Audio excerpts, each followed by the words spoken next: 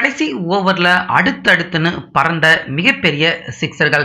First ODI மேட்சை தற்போது அதிர்ச்சி தரும் ரிசல்ட்டாக தான் இன்னைக்கு இந்த ஃபர்ஸ்ட் ஓடிஐ மேட்சை தற்போது நம்ம இந்தியா விளையாண்டு முடிச்சிருக்காங்க.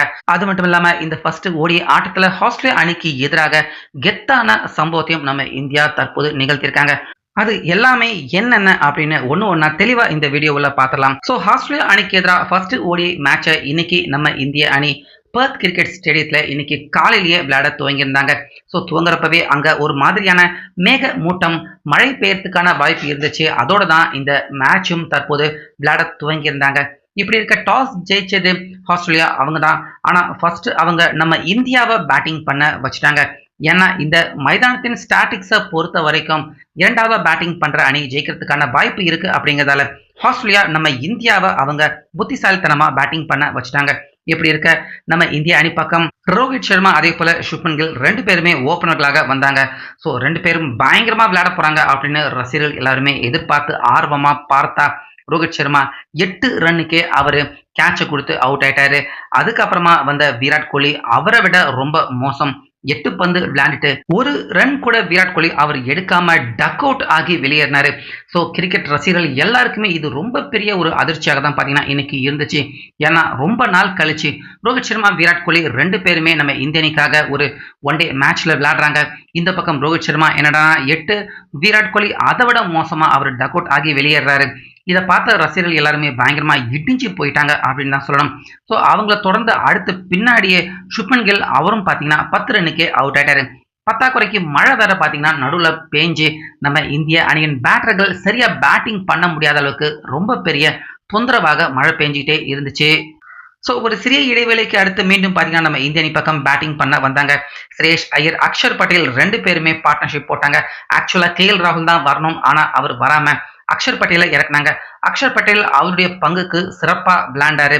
ஆனா மறு முனையில இருந்த ஸ்ரேஷ் ஐயர் அவர் தான் பாத்தீங்கன்னா இப்பதான் உள்ளூர் கிரிக்கெட் எல்லாம் சூப்பரா நம்ம இந்தியாவில் விளையாண்டுட்டு அங்க ஆஸ்திரேலியாவில் போய் மோசமா விளையாண்டு 11 ரன்னுக்கே ஸ்ரேஷ் ஐயர் அவரும் அவுட் ஆகி வெளியேறினாரு. அதே போல அடுத்ததா வந்த கேஎல் ராகுல், அக்ஷர் ரெண்டு பேருமே செம்மையா விளையாண்டாங்க.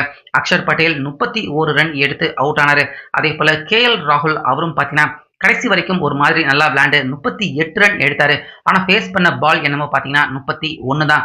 ஸோ இதுக்கு நடுவில் திரும்பவும் பார்த்தீங்கன்னா மழை வந்து நம்ம இந்திய அணியின் பேட்டர்கள் ஒரு மாதிரி செட் ஆகி ரன் எடுக்க நினைக்கிறாங்க. அந்த நேரத்தில் மழை வந்து மேட்சை கொலாப்ஸ் பண்ணி விட்டதால நம்ம இந்திய அணிக்கு ஒரு மூமெண்டமே இல்லாம மழையால ரொம்பவே இன்னைக்கு இந்திய அணியின் பேட்டிங் பாதிக்கப்பட்டுச்சு.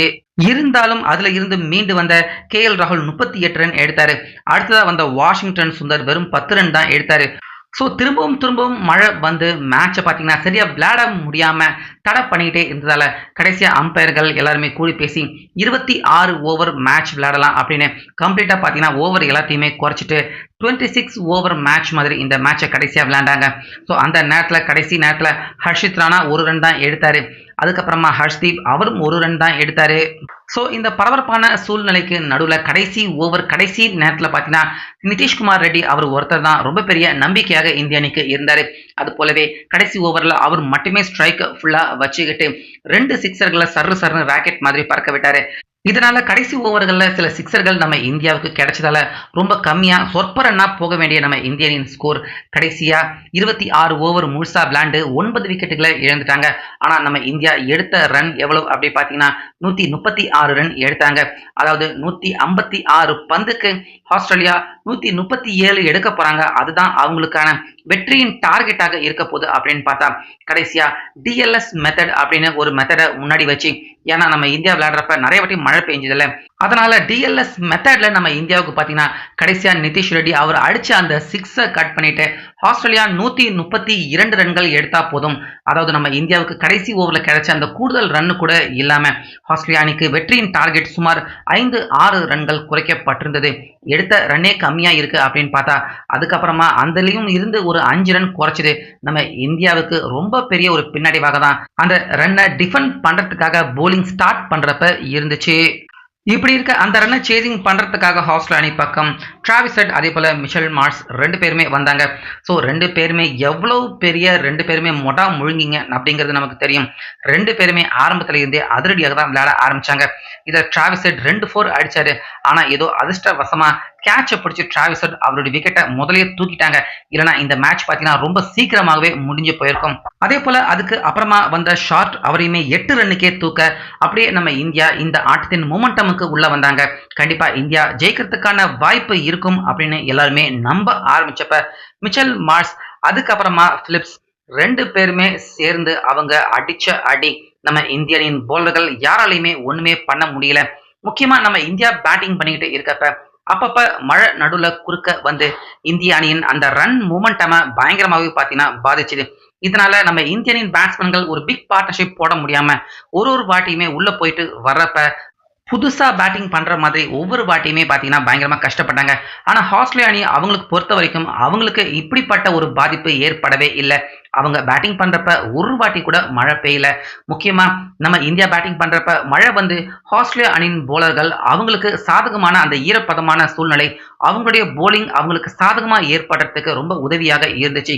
ஆனா, நம்ம இந்தியா பந்து போடுறப்ப நல்ல வெயில் அடிச்சுக்கிட்டு, ஆஸ்திரேலியா பேட்ஸ்மேன்கள் அவங்க நல்லா ஈஸியா அடிக்கிற ரன் அடிக்கிற மாதிரி தான் அவங்களுக்கு அந்த தட்பவெப்பம் அந்த இடத்துல சாதகமாக இருந்துச்சு.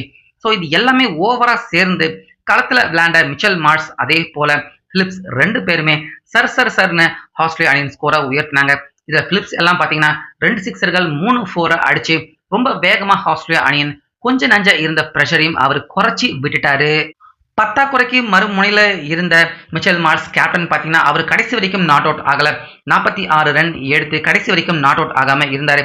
அதுக்கப்புறமா கடைசியா வந்த இன்னொரு பேட்ஸ்மேன் பார்த்தீங்கன்னா, ரென்ஷா கிட்டத்தட்ட கொஞ்ச நேரம் ஒரு மாதிரி தடுமாறினாரு. அவர் விளையாடுறத பார்த்தா எங்க சீக்கிரமா அவுட் ஆயிட்டு போயிடுவாரா அப்படின்னு பார்த்தா ரென்ஷா ஆரம்பத்துல தடுமாறிட்டு அதுக்கப்புறமா அதிரடியா விளையாண்டு அவரும் ஒரு 21 ரன் எடுக்க கடைசியா ஆஸ்திரேலியா அணி 21 ஓவர் புள்ளி ஒரு பந்து மட்டுமே தான் விளையாண்டாங்க. ஆனா ரொம்ப ஈஸியா அந்த 131 அப்படிங்கிற அந்த டார்கெட்டை ரொம்ப ஈஸியா இந்த மேட்ச்ல எடுத்து நம்ம இந்தியாவை ரொம்ப அசால்ட்டாக தான் ஆஸ்திரேலியா அணி அவங்க தோல்வி அடைய வச்சுட்டாங்க.